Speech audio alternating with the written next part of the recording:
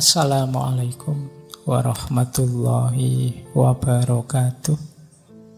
Bismillah, mari kita mulai filosofi pendidikan anak.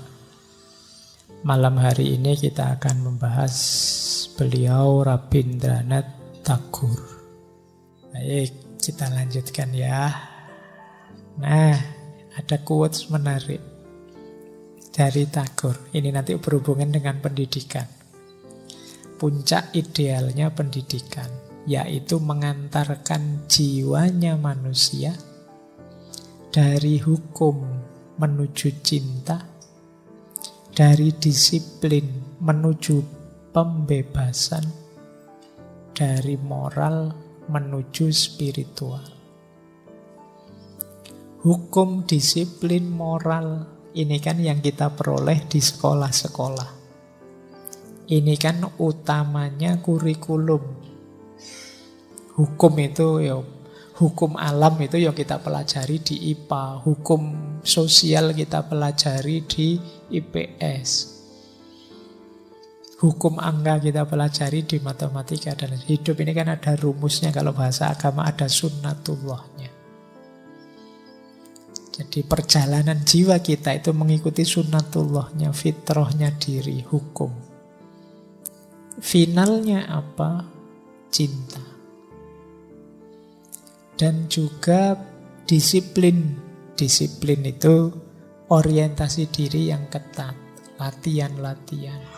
Dalam rangka apa? Pembebasan. Dan juga moral. Dalam rangka apa? Spiritual. Kita menata moral, membersihkan jiwa, menata diri, menata hati, itu dalam rangka puncaknya spiritual. Ini rute ideal perjalanan jiwa kita. Kalau hanya berhenti di hukum, tidak lanjut di cinta, hidup ini kering. Kalau kita hanya berhenti di disiplin, tidak lanjut ke pembebasan, ya hidup ini berat. Karena kita terikat. Kalau hanya moral saja, tanpa lanjut ke spiritual, ya hidup ini rasanya gamang. Meragukan, melayang. Moral tanpa spiritual kan kadang membuat kita putus asa.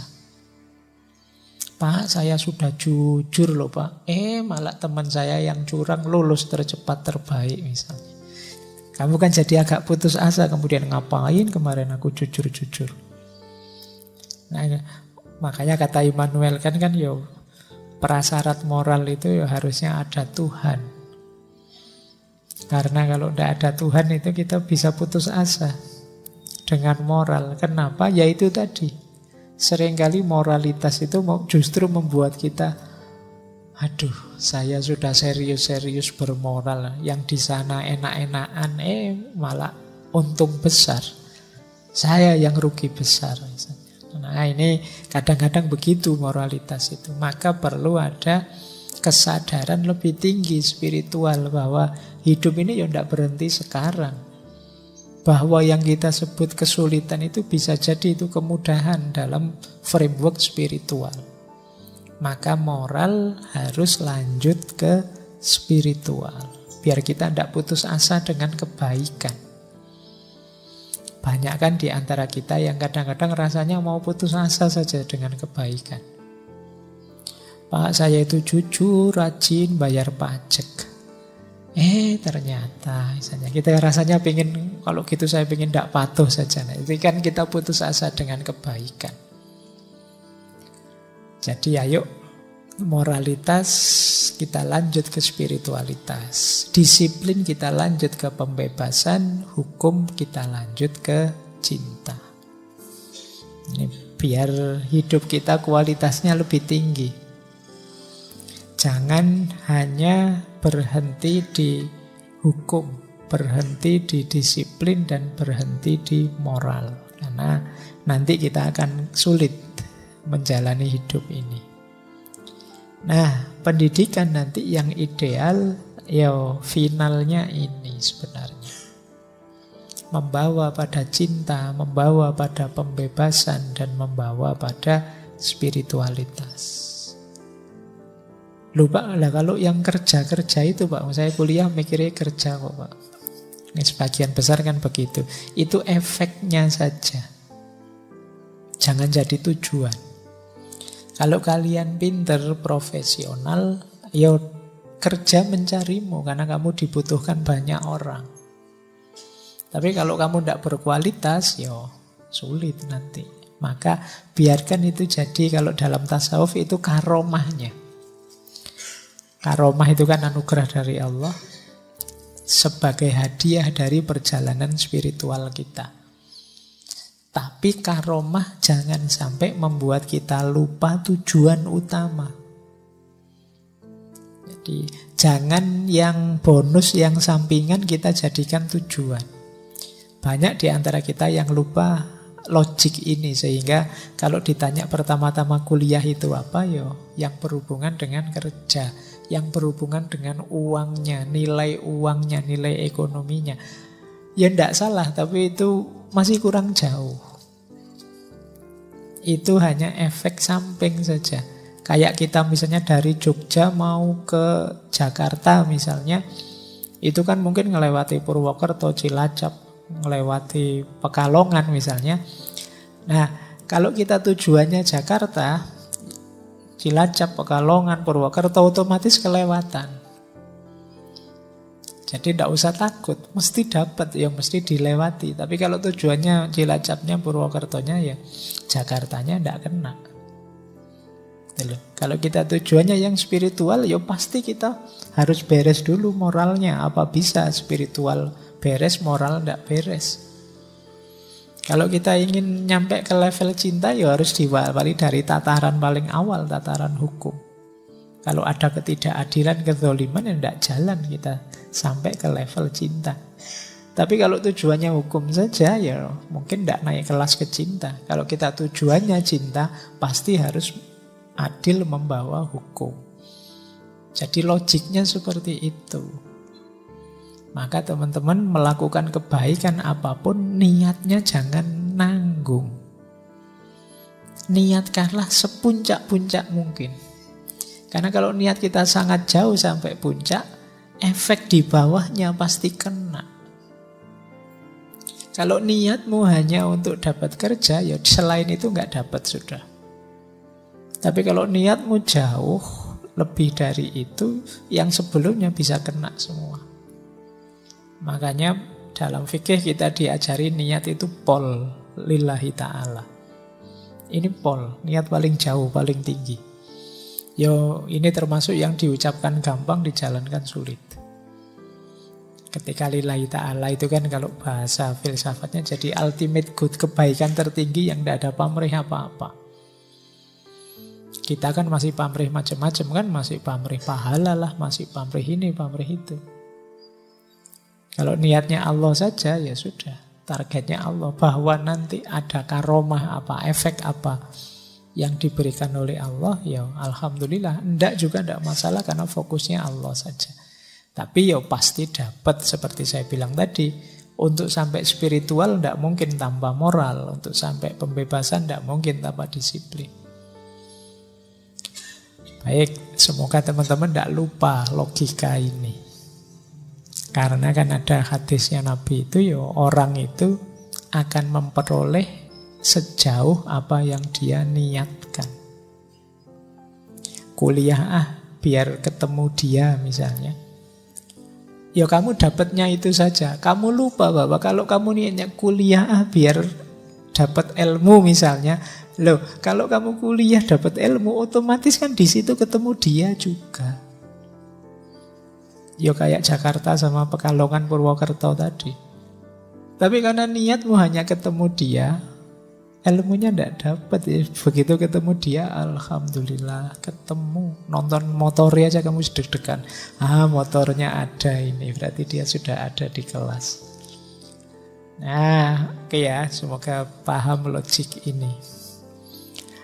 Baik, saya lanjutkan. Nah, ini menarik. Sebelum kita masuk ke filosofi pendidikannya, ada 2 quote.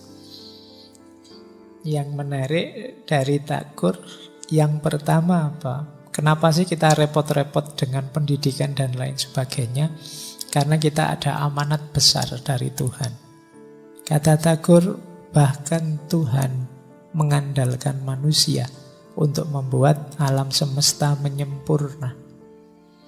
Kalau dalam bahasa Islam mungkin kita ini diangkat oleh Allah jadi khalifahnya. Kita ini dipercaya, diandalkan oleh Allah. Percaya diri ya, meskipun semoga Allah tidak salah ya mengandalkan kalian. Ya, kamu sakarepe dhewe letalite nek basa Jawa nih. Kamu itu diandalkan oleh Tuhan untuk ngopeni alam semesta ini.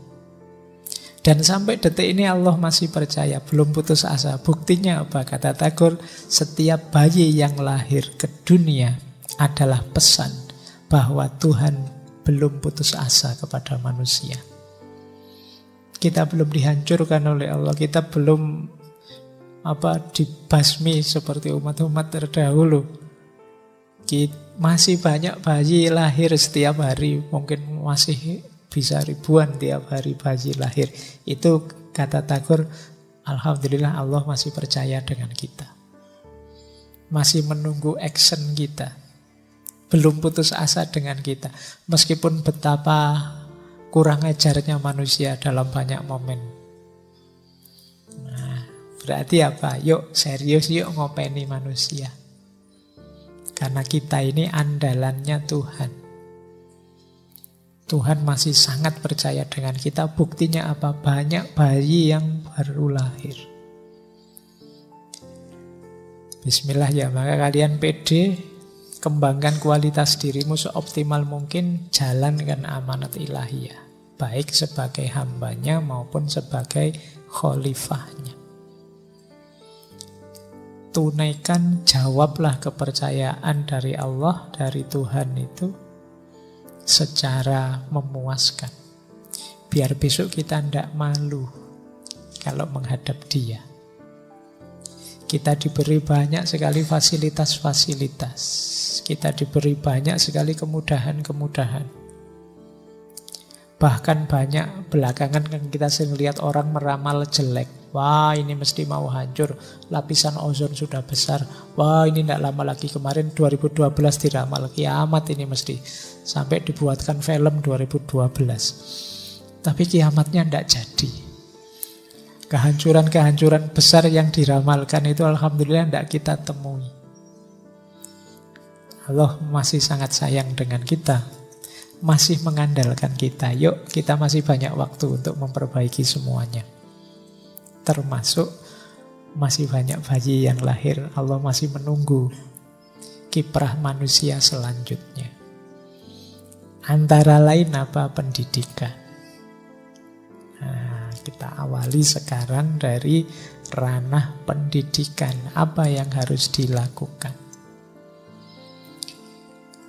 Konsep pendidikannya Tagore didasarkan pada pendekatan alam dan cinta. Kenapa begitu? Saya ambil satu quotes-nya ya. Kata Tagore, ungkapan diri Tuhan melalui alam lebih terasa daripada melalui institusi buatan manusia. Oleh karena itu, pendidikan anak harus dalam lingkungan alam. Sehingga ia dapat mengembangkan cinta untuk segala sesuatu di sekitarnya. Alam semesta ini kalau bahasa tasawuf kan tajallinya Tuhan. Jadi manifestasinya Tuhan, ungkapan dirinya Tuhan, pernyataan Tuhan bahwa aku ada. Itu ada di sekeliling kita alam semesta, di pepohonan, di rerumputan, di tanah, di air. Di sana hadir Tuhan. Maka kata Tagore, hadirnya Allah lebih terasa di alam dibandingkan di buatan manusia. Kita dekat pohon rasanya dekat dengan ciptaannya Allah langsung. Tapi kalau dekat dengan tiang kan tidak. Dekat tembok kan tidak. Kamu hadirnya Allah masih agak, bisa lah ditarik secara jauh bisa. Tapi lebih terasa kalau itu alam langsung. Jadi manifestasi Tuhan itu lebih kita rasakan di alam ciptaannya. Bukan alam imitasi yang diciptakan oleh manusia. Melihat langit itu kan rasanya kita kecil sekali betapa agungnya Tuhan kan begitu. Tapi kalau lihat gendeng, lihat atap ini kan enggak. Rasa itu beda. Sampean lihat atap ini sama keluar nanti lihat langit. Jauh rasanya. Jadi kalian bisa merasakan bedanya sekarang. Nonton gendengnya tetanggamu dengan nonton bintang yang kelap-kelip itu rasanya beda. Maka adik-adik kita, anak-anak kita dekatkan dengan alam ini. Jadi biar tumbuh rasa cinta terhadap ciptaannya Allah yang ada di sekelilingnya. Mungkin karena generasi hari ini lebih banyak hidup di rumah, di tengah tembok, di bawah atap yang tidak natural, kepekaan dan cintanya tidak tumbuh terhadap alam, lingkungan sekeliling, bahkan terhadap sesamanya. Jadi bagi Tagore, yuk diawali dari alam. Biarkan dia bersentuhan dengan alam, merasakan indahnya, agungnya, dan hadirnya Tuhan di sana. Yang pertama itu. Yang kedua, di quotes ini beliau menyatakan pendidikan yang tertinggi harusnya tidak hanya memberikan informasi dan pengetahuan, tapi juga meningkatkan cinta dan menguatkan rasa di antara kita dan semua makhluk di dunia. Ini yang saya sebut tujuan final tadi ya. Tujuan puncaknya ada di sini. Tidak sekedar memberi informasi. Kayak saya ngomong ini nambah informasi, memberi informasi. Itu kalau niatnya sekedar memberi informasi, cerita selesai. Dengan saya ngomong kalian paham selesai. Tapi harusnya tidak di situ kata Tagore. Ya pendidikan itu harus sampai pada level cinta. Menumbuhkan kesadaran cinta pada sesama maupun pada apapun. Jadi diingat-ingat rumusnya cinta itu ya. Rumus cinta itu kan ketika seseorang tidak lagi egois, tetapi penuh kepedulian, penuh perhatian pada yang dicintai. Kebalikannya sekarang banyak pendidikan yang abai dengan aspek cinta ini karena fokusnya hanya pada capaian-capaian tengah jalan tadi, bukan capaian akhir jalan, termasuk kerja lah, termasuk nilai yang tinggi lah, ranking lah, akreditasi dan lain sebagainya. Padahal logikanya seperti saya bilang tadi, kalau tujuannya jauh, yang dekat pasti tercapai dan terlampaui. Tapi kalau tujuannya dekat, yang jauh tidak terjangkau. Kalau tujuanmu cuma nilai, ya setelah lulus dapat ijazah selesai. Meskipun ditanya orang kamu dapat apa kuliah, ya ijazah ini sudah. Ilmunya tidak tahu, saya rasanya masih kosong Pak, tidak ngerti apa-apa. Beberapa alumni pernah ngomong begitu ke saya. Gimana Mas setelah lulus dari jurusan filsafat? Tidak tahu itu, sama saja rasanya. Jadi ya mungkin karena targetnya kemarin hanya ijazah dan gelarnya, sehingga yang jauh tidak tercapai. Coba misalnya targetnya ilmunya, ijazahnya tercapai dan ilmunya kena. Atau lebih jauh lagi, targetnya gimana saya berkontribusi pada sesama, ya pasti ilmunya juga kena, ijazahnya juga kena. Atau targetnya lillahi ta'ala, itu bisa kena semua. Segala yang diridhoi Allah saya kejar Pak. Nah itu yang dimaksud tadi. Nah oleh Tagore harusnya finalnya dicinta. Berarti tambah banyak orang pinter, tambah banyak sarjana, hidup ini harusnya terasa lebih damai, lebih penuh cinta.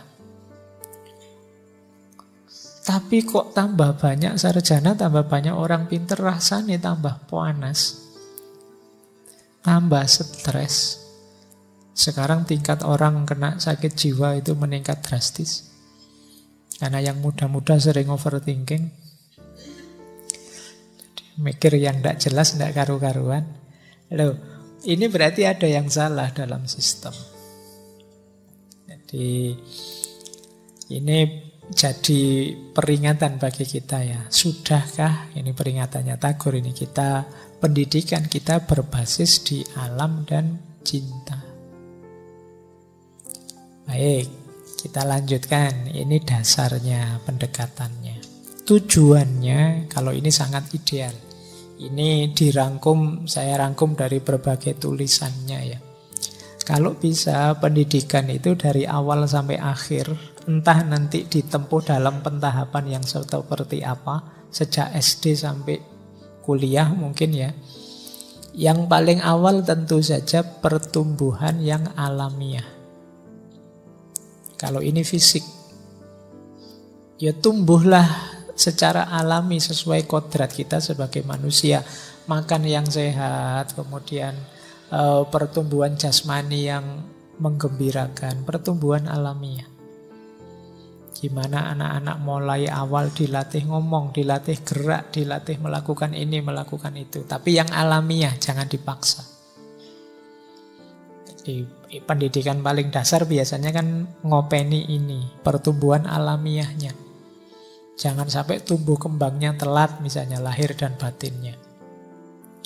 Kalau sudah bisa naik satu level, baru penguasaan ilmiahnya, ilmunya, profesional. Nah ini baru, jadi ya alamiah, ya ilmiah. Ya jangan salah, ya bukan berarti yang mata pelajaran di sekolah-sekolah terus dibuang semua, yang penting cinta saja Pak. Ya tidak begitu. Jadi ada prosesnya, ya perlu fokus perkembangan intelektualnya, pikirannya harus dikawal juga, dilatih juga. Ya perlu logika, belajar filsafat dan lain sebagainya. Profesional. Cuma jangan berhenti di situ. Lanjutkan ke level selanjutnya, yaitu sisi karakter, perkembangan moral, sosial, dan spiritualnya. Jadi siswa yang tidak hanya pinter, tapi juga berkarakter, tapi juga mampu membaur hidup bersama masyarakat, dan spiritualitasnya tinggi. Ada anak pinter tapi karakternya tidak karu-karuan. Moralnya rusak tapi pinter. Orang pinter kalau moralnya jelek itu kan berat menghadapinya. Kalau kamu kritik dia bisa jawab. Kalau kamu salahkan dia bisa membela diri, itu kan berat. Maka penting pendidikan moral. Akhlak. Karena ketemu orang pinter profesional akhlaknya jelek, itu wabot. Mending yang biasa-biasa. Tapi bukan berarti kalau begitu saya tidak usah pinter ya Pak. Kamu jangan alasan gitu untuk tidak pinter. Ya pinterlah plus akhlak. Jangan, mending saya tidak pinter Pak daripada akhlaknya rusak. Kan kamu selalu ngomong begitu. Ya enggak. Ya dua-duanya, ya pinter ya akhlak. Karena cari ilmu itu wajib.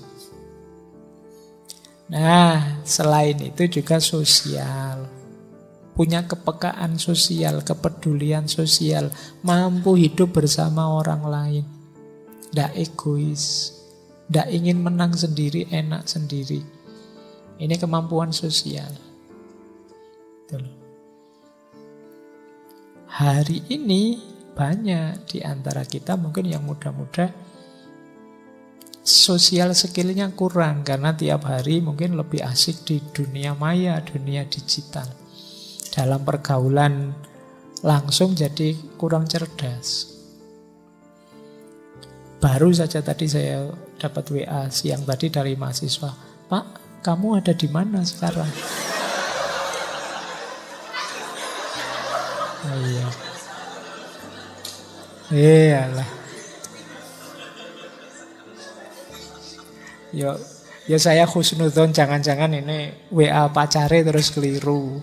Kok tiba-tiba, Pak, kamu ada di mana sekarang? Oke. Ya tak balas lah, saya harusnya ada di mana. Baik. Ya, ini kalau bahasa ya social skill-nya. Kalau teman-teman ada adik kecil, ada mungkin sudah punya anak kecil, bukan dilarang berdigital ria, berdunia maya, tapi tolong diperhatikan ya, kalau sudah agak terlalu banyak, ayo kita bantu untuk tidak terlalu banyak. Misalnya nonton adikmu, wah ini sejak jam 8 pagi tadi sampai jam 10 ini kok pegang HP saja yo. Kamu juga lepaskan HP-mu, ajak dia mungkin jalan-jalan keluar, main apa, dan lain sebagainya. Jangan cuma dimarahi. Kalau dimarahi mental, apalagi kamu ya habis marahi terus kamu sendiri main HP. Podo wae. Sama-sama naruh HP, jalan-jalan keluar lah. Di luar juga banyak yang asik kok. Permainan macam-macam juga asik-asik. Tidak hanya HP. Paling tidak latihan bersosial, membaur. Itu juga salah satu skill. Terus spiritual, kalau ini pasti ya. Ini perjalanan yang paling hakiki dalam hidup manusia, itu perjalanan spiritual. Kemudian setelah itu realisasi diri baru, ekspresi diri dan kebebasan. Keunikan kita apa, bakat kita apa, kemampuan kita apa, dieksplor. Percaya diri untuk jadi dirimu sendiri. Kalau 3 bekal sebelumnya tadi sudah tertanam, baru realisasi diri. Puncaknya ya tadi cinta. Puncaknya orang terdidik itu berarti orang yang berjiwa penuh cinta. Tidak sekedar profesional, tidak sekedar moral, sosial, spiritual, tapi manifestasinya adalah kepribadian yang penuh cinta. Inilah yang penting jadi tujuan pendidikan. Saya tidak tahu apa ada ya. Coba kamu cek ya di kampusmu, di sekolahmu masing-masing yang visi, misi, dan tujuannya itu membentuk pribadi yang penuh cinta. Mungkin kalau kamu tulis begitu, kamu dianggap ini visi misi ya, bukan puisi. Dianggap bikin puisi kamu. Tapi ini penting. Menanamkan kepribadian yang penuh cinta. Karena seperti asumsinya Tagore tadi, karakter lebih penting di aliran naturalis itu. Kalau sekedar materi, pelatihan profesional itu bisa dikejar sendiri, tapi karakter ini harus dibentuk lebih serius. Saya kira itu materi malam hari ini.